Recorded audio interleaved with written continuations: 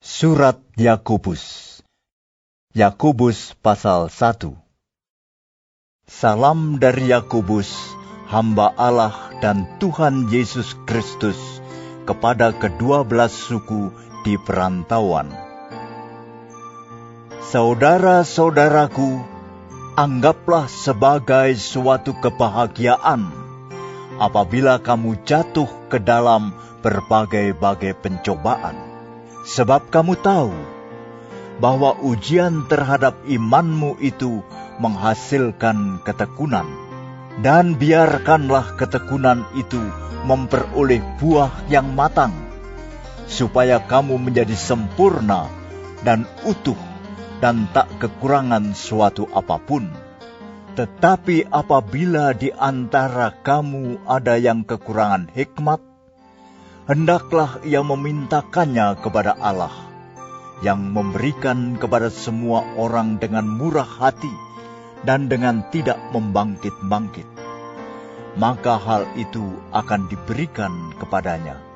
Hendaklah ia memintanya dalam iman, dan sama sekali jangan bimbang, sebab orang yang bimbang sama dengan gelombang laut, yang diombang-ambingkan kian kemari oleh angin. Orang yang demikian janganlah mengira bahwa ia akan menerima sesuatu dari Tuhan. Sebab orang yang mendua hati tidak akan tenang dalam hidupnya. Baiklah saudara yang berada dalam keadaan yang rendah, bermegah karena kedudukannya yang tinggi, dan orang kaya karena kedudukannya yang rendah, sebab ia akan lenyap seperti bunga rumput, karena matahari terbit dengan panasnya yang terik, dan melayukan rumput itu, sehingga gugurlah bunganya, dan hilanglah semaraknya.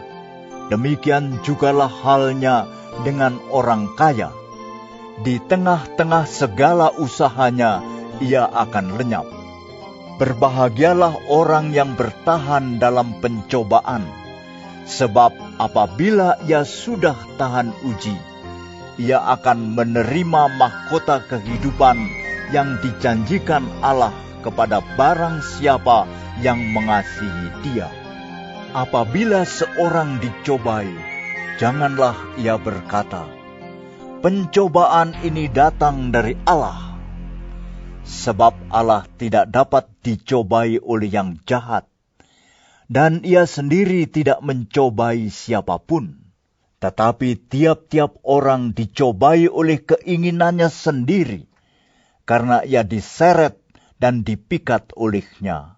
Dan apabila keinginan itu telah dibuahi, ia melahirkan dosa. Dan apabila dosa itu sudah matang, ia melahirkan maut. Saudara-saudara yang kukasihi, janganlah sesat. Setiap pemberian yang baik dan setiap anugerah yang sempurna datangnya dari atas, diturunkan dari Bapa segala terang. Padanya tidak ada perubahan atau bayangan karena pertukaran. Atas kehendaknya sendiri, Ia telah menjadikan kita oleh firman kebenaran, supaya kita pada tingkat yang tertentu menjadi anak sulung di antara semua ciptaannya. Hai saudara-saudara yang kukasihi, ingatlah hal ini. Setiap orang hendaklah cepat untuk mendengar, tetapi lambat untuk berkata-kata, dan juga lambat untuk marah. Sebab amarah manusia tidak mengerjakan kebenaran di hadapan Allah. Sebab itu, buanglah segala sesuatu yang kotor dan kejahatan yang begitu banyak itu, dan terimalah dengan lemah lembut firman yang tertanam di dalam hatimu, yang berkuasa menyelamatkan jiwamu. Tetapi hendaklah kamu menjadi pelaku firman, dan bukan hanya pendengar saja.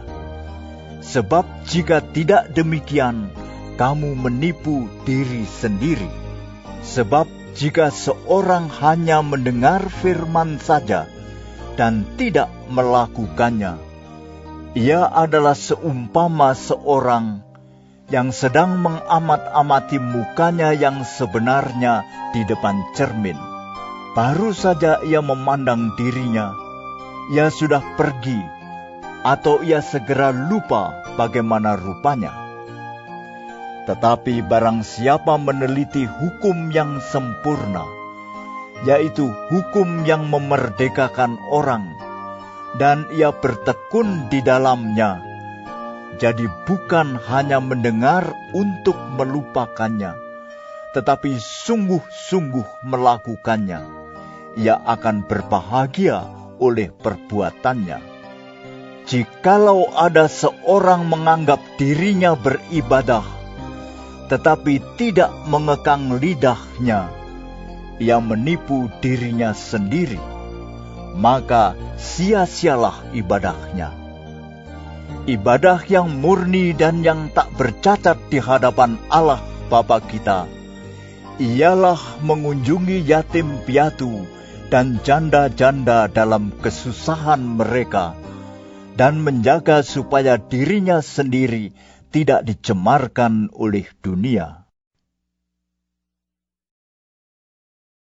Yakobus pasal 2.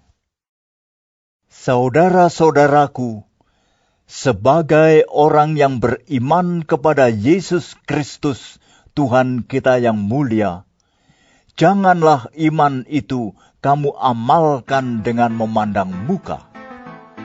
Sebab jika ada seorang masuk ke dalam kumpulanmu dengan memakai cincin emas dan pakaian indah, dan datang juga seorang miskin ke situ dengan memakai pakaian buruk, dan kamu menghormati orang yang berpakaian indah itu, dan berkata kepadanya, "Silakan Tuan duduk di tempat yang baik ini."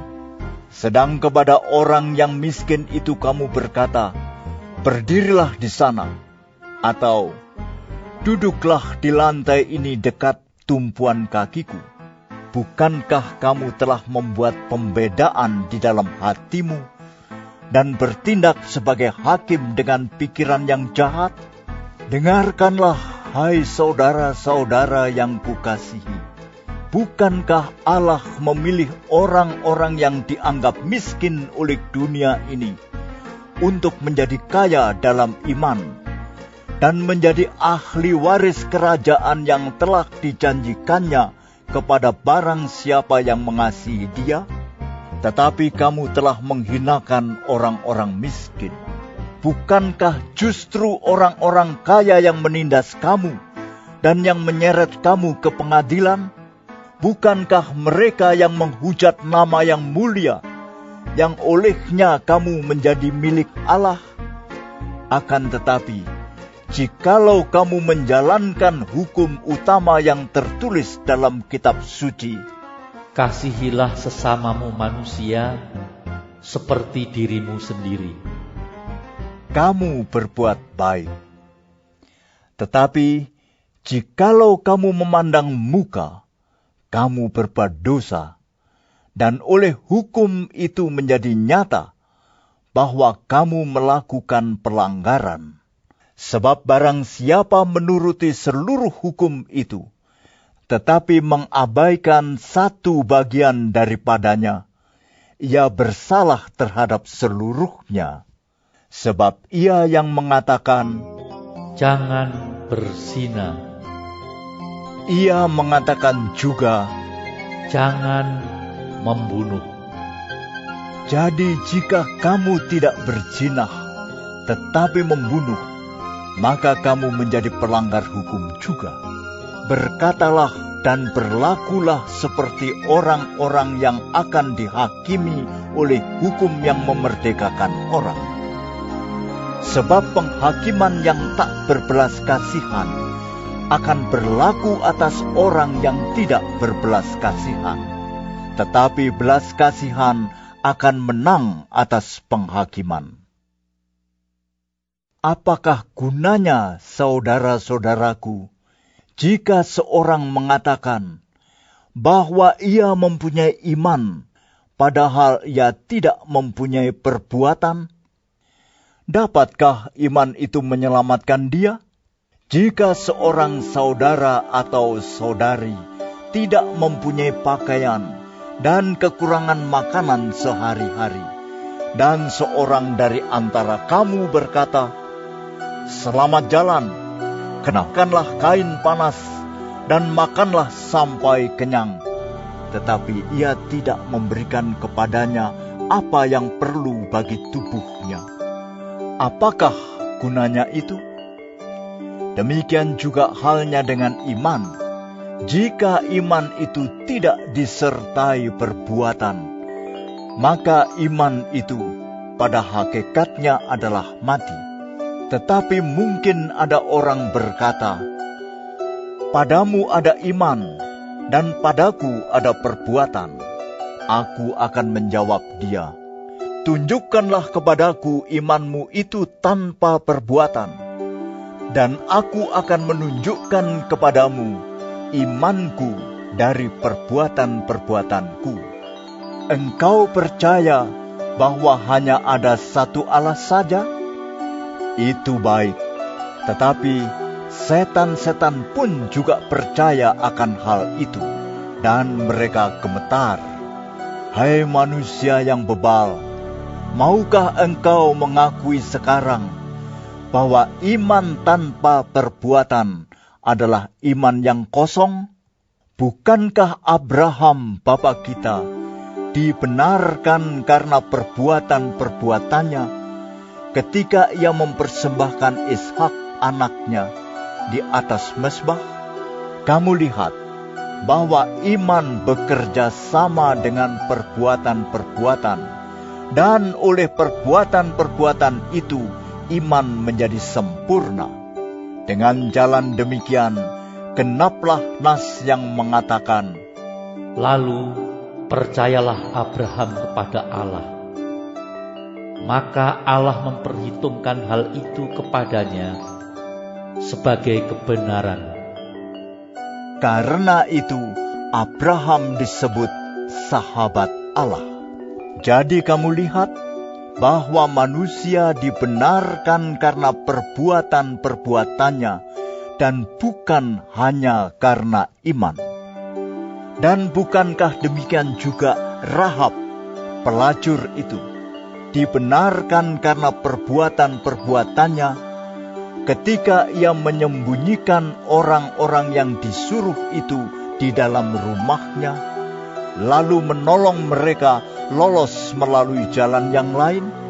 Sebab seperti tubuh tanpa roh adalah mati, demikian jugalah iman tanpa perbuatan-perbuatan adalah mati.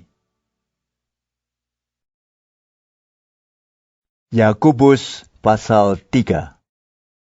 Saudara-saudaraku, janganlah banyak orang di antara kamu mau menjadi guru.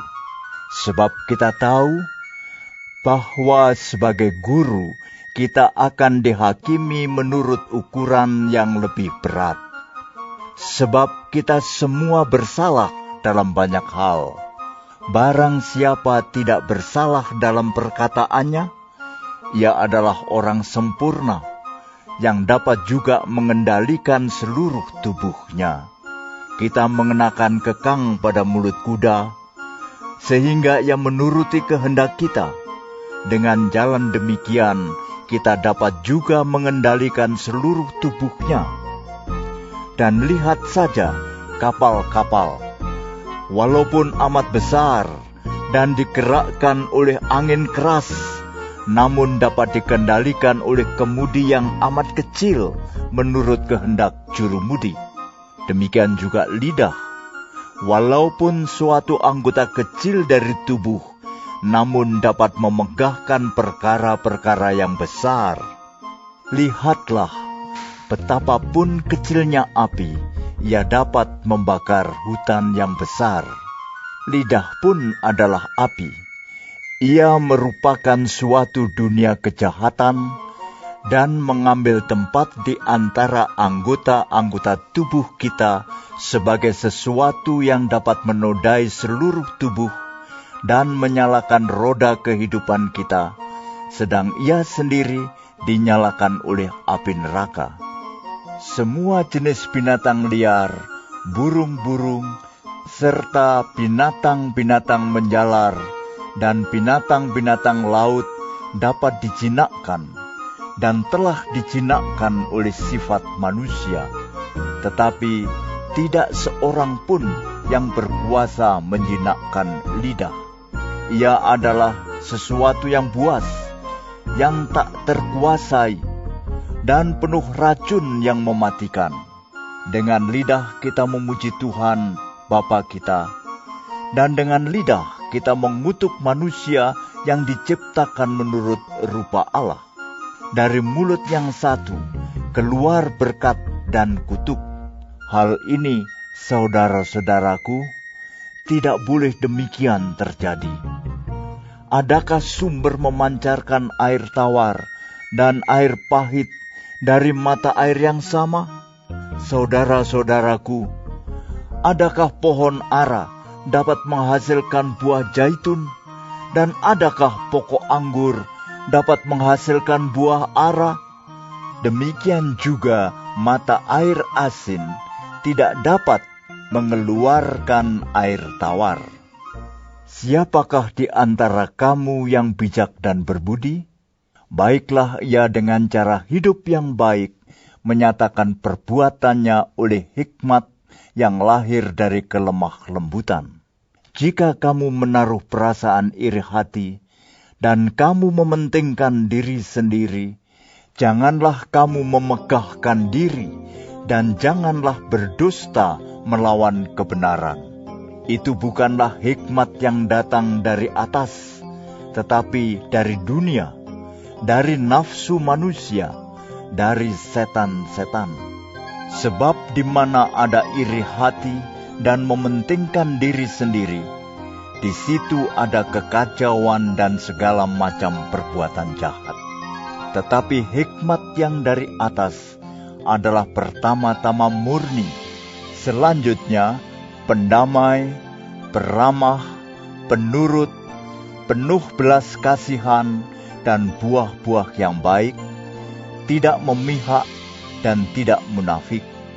Dan buah yang terdiri dari kebenaran ditaburkan dalam damai untuk mereka yang mengadakan damai.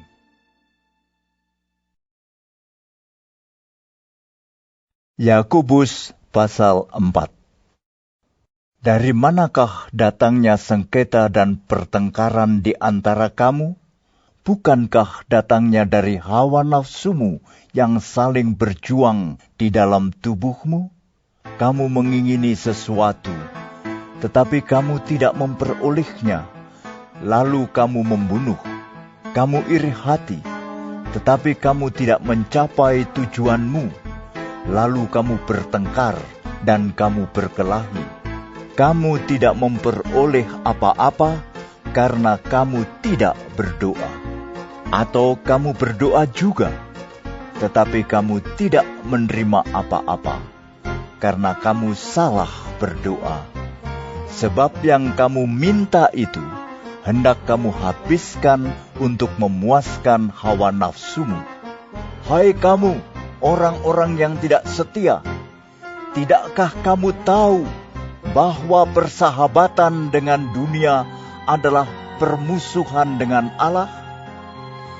Jadi, barang siapa hendak menjadi sahabat dunia ini, yang menjadikan dirinya musuh Allah. Janganlah kamu menyangka bahwa kitab suci tanpa alasan berkata, roh yang ditempatkan Allah di dalam diri kita, diingininya dengan cemburu. Tetapi kasih karunia yang dianugerahkannya kepada kita lebih besar daripada itu. Karena itu ia katakan, Allah menentang orang yang congkak, tetapi mengasihani orang yang rendah hati. Karena itu tunduklah kepada Allah dan lawanlah iblis, maka ia akan lari daripadamu. Mendekatlah kepada Allah, dan ia akan mendekat kepadamu. Tahirkanlah tanganmu, hai kamu orang-orang berdosa, dan sucikanlah hatimu, hai kamu yang mendua hati. Sadarilah kemalanganmu, berduka cita dan merataplah. Hendaklah tertawamu kamu ganti dengan ratap, dan sukacitamu dengan duka cita. Rendahkanlah dirimu di hadapan Tuhan, dan Ia akan meninggikan kamu. Saudara-saudaraku, janganlah kamu saling memfitnah. Barang siapa memfitnah saudaranya atau menghakiminya, ia mencela hukum dan menghakiminya. Dan jika engkau menghakimi hukum, maka engkau bukanlah penurut hukum, tetapi hakimnya. Hanya ada satu pembuat hukum dan hakim, yaitu Dia yang berkuasa menyelamatkan dan membinasakan. Tetapi siapakah engkau, sehingga engkau mau menghakimi sesamamu manusia? Jadi sekarang, hai kamu yang berkata, hari ini atau besok kami berangkat ke kota Anu, dan di sana kami akan tinggal setahun dan berdagang serta mendapat untung, sedang kamu tidak tahu apa yang akan terjadi besok. Apakah arti hidupmu? Hidupmu itu sama seperti uap, yang sebentar saja kelihatan lalu lenyap. Sebenarnya kamu harus berkata, jika Tuhan menghendakinya, kami akan hidup dan berbuat ini dan itu. Tetapi sekarang kamu memegahkan diri dalam congkakmu, dan semua kemegahan yang demikian adalah salah. Jadi, jika seorang tahu bagaimana ia harus berbuat baik, tetapi ia tidak melakukannya, ia berdosa. Yakobus pasal 5. Jadi sekarang hai kamu orang-orang kaya, menangislah dan merataplah atas sengsara yang akan menimpa kamu. Kekayaanmu sudah busuk, dan pakaianmu telah dimakan ngengat. Emas dan perakmu sudah berkarat, dan karatnya akan menjadi kesaksian terhadap kamu, dan akan memakan dagingmu seperti api. Kamu telah mengumpulkan harta pada hari-hari yang sedang berakhir. Sesungguhnya telah terdengar teriakan besar, karena upah yang kamu tahan dari buruk yang telah menuai hasil ladangmu. Dan telah sampai ke telinga Tuhan semesta alam, keluhan mereka yang menyabit panenmu. Dalam kemewahan kamu telah hidup dan berfoya-foya di bumi. Kamu telah memuaskan hatimu sama seperti pada hari penyembelihan. Kamu telah menghukum, bahkan membunuh orang yang benar, dan ia tidak dapat melawan kamu. Karena itu, saudara-saudara, bersabarlah sampai kepada kedatangan Tuhan. Sesungguhnya, petani menantikan hasil yang berharga dari tanahnya, dan ia sabar sampai telah turun hujan musim gugur dan hujan musim semi. Kamu juga harus bersabar dan harus meneguhkan hatimu, karena kedatangan Tuhan sudah dekat. Saudara-saudara, janganlah kamu bersungut-sungut dan saling mempersalahkan, supaya kamu jangan dihukum. Sesungguhnya hakim telah berdiri di ambang pintu. Saudara-saudara, turutilah teladan penderitaan dan kesabaran para nabi yang telah berbicara demi nama Tuhan. Sesungguhnya kami menyebut mereka berbahagia, yaitu mereka yang telah bertekun. Kamu telah mendengar tentang ketekunan Ayub, dan kamu telah tahu apa yang pada akhirnya disediakan Tuhan baginya, karena Tuhan Maha Penyayang dan penuh belas kasihan. Tetapi yang terutama, saudara-saudara, janganlah kamu bersumpah demi sorga maupun demi bumi atau demi sesuatu yang lain. Jika ya, hendaklah kamu katakan ya. Jika tidak, hendaklah kamu katakan tidak, supaya kamu jangan kena hukuman. Kalau ada seorang di antara kamu yang menderita, baiklah ia berdoa. Kalau ada seorang yang bergembira, baiklah ia menyanyi. Kalau ada seorang di antara kamu yang sakit, baiklah ia memanggil para penatua jemaat, supaya mereka mendoakan dia, serta mengolesnya dengan minyak dalam nama Tuhan. Dan doa yang lahir dari iman akan menyelamatkan orang sakit itu, dan Tuhan akan membangunkan dia. Dan jika ia telah berbuat dosa, maka dosanya itu akan diampuni. Karena itu, hendaklah kamu saling mengaku dosamu, dan saling mendoakan, supaya kamu sembuh. Doa orang yang benar, bila dengan yakin didoakan, sangat besar kuasanya. Elia adalah manusia biasa sama seperti kita, dan ia telah bersungguh-sungguh berdoa, supaya hujan jangan turun, dan hujan pun tidak turun di bumi selama 3 tahun dan 6 bulan. Lalu ia berdoa pula, dan langit menurunkan hujan, dan bumi pun mengeluarkan buahnya. Saudara-saudaraku, jika ada di antara kamu yang menyimpang dari kebenaran, dan ada seorang yang membuat dia berbalik, ketahuilah bahwa barang siapa membuat orang berdosa berbalik dari jalannya yang sesat, ia akan menyelamatkan jiwa orang itu dari maut dan menutupi banyak dosa.